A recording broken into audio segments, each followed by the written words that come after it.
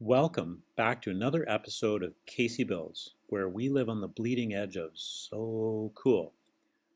We use tools of all types, and today we're using a digital tool, Photoshop. And I'm going to show you a very quick and simple way to remove the white from a black and white image so you can have your own fun.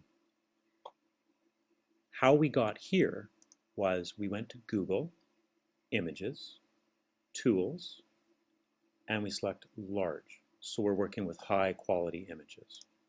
From there, we're going to go to select, color range, shadows, fuzziness all the way up, range all the way down. Okay. Now we're going to create a layer mask from the selection we have. Now, when I actually turn off the background layer, you'll see that the black is isolated from the white. And now I can have some fun. I'm going to create my own layer now below the layer mask layer. I'm going to turn off the background, over to the paintbrush. I'm going to show you that all that color is all below the black on its own layer.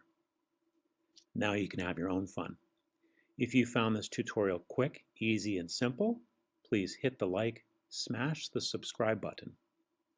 Keep being creative, keep being kind to one another, and we will be back.